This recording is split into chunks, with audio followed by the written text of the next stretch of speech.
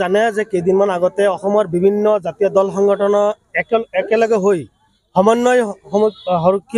সমন্বয়ৰক্ষী এটা সমিতি গঠন কৰি দিয়া হৈছে আৰু সমন্বয়ৰক্ষী সমিতিৰ আহ্বানত আজি অসমৰ বিভিন্ন এলেকাত আমাৰ ঈদৰ দিনাই কলা বেজ পৰিধান কৰি প্ৰতিবাদ সাব্যস্ত কৰাৰ সিদ্ধান্ত গ্ৰহণ কৰিছিল। সেই মৰ্মে আমি আজি অসম সংখ্যালঘু সংগ্ৰাম পৰিষদে আমি আমাৰ বিশেষকৈ এইটো ঈদগাহ ময়দানত কছাৰীগাঁও ঈদগাহ ময়দানত আমি চৰকাৰৰ বিৰুদ্ধে প্ৰতিবাদ সাব্যস্ত কৰিবলৈ আমি বাধ্য হৈছোঁ, যিহেতু যে বিগত দিনত চৰকাৰে যিটো বিশেষকৈ মুছলমানৰ ওপৰত সংখ্যালঘু মুছলমানৰ ওপৰত যেনেদৰে বিভিন্ন প্ৰকাৰে অত্যাচাৰ আৰম্ভ কৰিছে আৰু বিশেষকৈ এইকেইদিনমান ভিতৰত যিটো অবৈধ বাংলাদেশী নামত আপোনাৰ প্ৰকৃত ভাৰতীয় নাগৰিকৰ ওপৰত যিটো হাৰাশাস্তি প্ৰদান কৰি আহিছে এইটো কোনোপধ্যে সহ্য কৰা নহ'ব।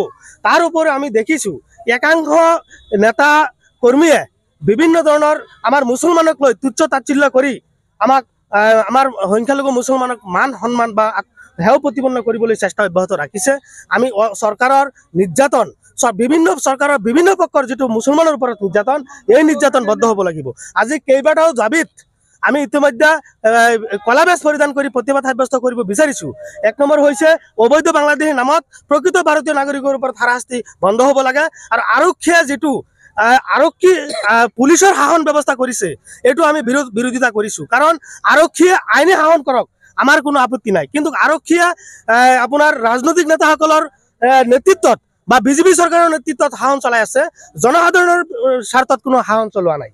গতিকে আৰক্ষীৰ শাসনৰ প্ৰতি আমাৰ তীব্ৰ বিৰোধিতা আছে।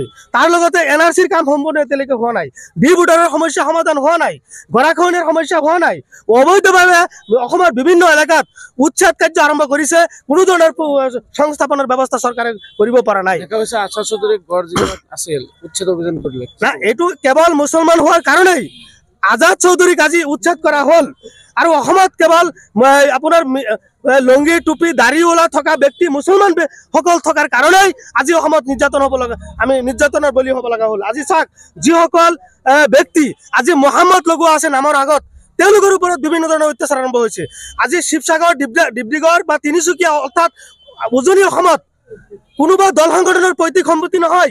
এই অসমত শৃংখল চলিয়া জানিব লাগে, এই অসমত অসমৰ মাননীয় মুখ্যমন্ত্ৰী জনা প্ৰয়োজন যে এই অসমখন বিভিন্ন জাতি জনগোষ্ঠীৰ অসম, এই অসমখন হিন্দু মানুহৰ যিমান অধিকাৰ আছে এই অসমত আমাৰ মুছলমান মানুহৰ সিমান অধিকাৰ আছে। আমাৰ অধিকাৰ কোনো মুখ্যমন্ত্ৰীয়ে দিয়া নাই, আমাৰ অধিকাৰ শৃংখল চলিয়াই দিয়া নাই। আমাৰ মৌলিক অধিকাৰ কোনে দিছে? ভাৰতৰ সংবিধানে এটা সকিয়া সংবিধান আছে, এই সংবিধানে আমাৰ মুছলমান মানুহখিনিৰ সুৰক্ষা আৰু আমাৰ অধিকাৰ দিছে। আজি সেই সংবিধানৰ ভিত্তিত আমি অসমত জীয়াই আছো, আমি অসমত বসবাস কৰি আছো, কাৰো মানৱতাৰ কাৰণে আমি ইয়াত জীয়াই থকা নাই। গতিকে অসম যোৰহাট যদি শিৱসাগৰ জিলা যদি অসমৰ ৰাজ্যৰ মাজত হয় তেনেহ'লে আজি বিশেষ এটা জনগোষ্ঠীৰ কাৰণে সেই জিলাখন নহয়, বিভিন্ন জাতি জনগোষ্ঠী ইয়াত বসবাস কৰিব পাৰিব। শৃংখল চলিয়াক আজিৰ এই কাৰ্যসূচীৰ জৰিয়তে আমি সকীয়াই দিব বিচাৰিছোঁ।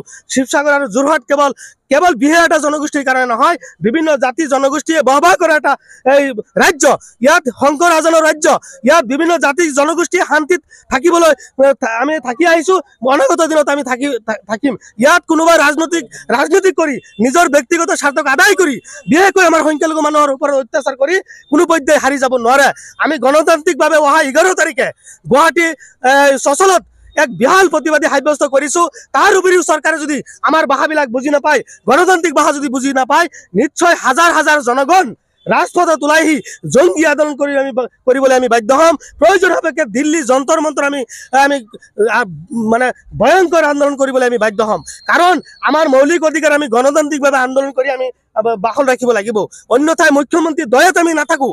মুখ্যমন্ত্ৰীক আমি যিটো ভাবিছিলোঁ যে অসমৰ মাননীয় মুখ্যমন্ত্ৰী ডাঙৰীয়াই সবল আৰু নেতৃত্ব অৰ্থাৎ বহুত জনগণৰ এজন ব্যক্তি, আজি মুখ্যমন্ত্ৰীৰ নেতৃত্বত আমি দেখিছোঁ আমাৰ মুছলমানৰ বিভিন্ন ধৰণৰ সা সুবিধা, বিভিন্ন ধৰণৰ মৌলিক অধিকাৰ মুখ্যমন্ত্ৰী আজি মুছলমান আমি হোৱাৰ কাৰণে মুখ্যমন্ত্ৰী এইবিলাক খৰ্ব কৰিব ধৰিছে। কাৰণ মুখ্যমন্ত্ৰীৰ যিটো স্বৈৰাচাৰী শাসন, মুখ্যমন্ত্ৰীৰ যিটো হিটলাৰী শাসন, এই হিটলাৰী শাসন বন্ধ কৰিব লাগিব। আৰু মুখ্যমন্ত্ৰীক আমি আহ্বান জনাইছোঁ, আপুনি ৰাজধৰ্ম পালন কৰক। আপুনি ৰাজধৰ্ম পালনৰ ক্ষেত্ৰত ব্যৰ্থ হৈছে সম্পূৰ্ণভাৱে, অসম আৰক্ষী সম্পূৰ্ণভাৱে ব্যৰ্থ হৈছে। যে আমি সংখ্যালঘু সংগ্ৰাম পৰিষদ বিভিন্ন জাতীয় দল সংগঠন আমি পুনৰবাৰ আজিৰ এই পবিত্ৰ দিনত পবিত্ৰ ক্ষণত আমি আহ্বান জনাইছো যে অসমৰ শান্তি সম্প্ৰীতি অটুট ৰখাৰ স্বাৰ্থত মুখ্যমন্ত্ৰীয়ে ৰাজধৰ্ম পালন কৰক, বিভিন্ন জাতি জনগোষ্ঠীৰ হৈ নিৰপেক্ষভাৱে মুখ্যমন্ত্ৰী কাম কৰিবলৈ আমি আহ্বান জনাইছো। অন্যথায় 2026 চনৰ আপোনাৰ নিৰ্বাচনী বৈতৰণি পাৰ কৰাৰ কাৰণে মুখ্যমন্ত্ৰী ডাঙৰীয়া যিটো কূটনীতি ৰাজনীতি কৰিছে, কূটনীতি ৰাজনীতি বন্ধ কৰিবলৈ মুখ্যমন্ত্ৰীক আহ্বান জনাইছো। ইতিমধ্যে অসমৰ জনগণ বুজিছে, সমগ্ৰ জনগণ বুজিছে যে হিন্দু মুছলমানৰ ডিভাইড ৰাজনীতি অসমত নচলিব, ৰাজনীতিকৰণ নচলিব। এই ক্ষেত্ৰতো অসমৰ ৰাইজে বুজিছে। গতিকে কি দেখা গৈছে যে খিলঞ্জীয়াৰ হাতত যে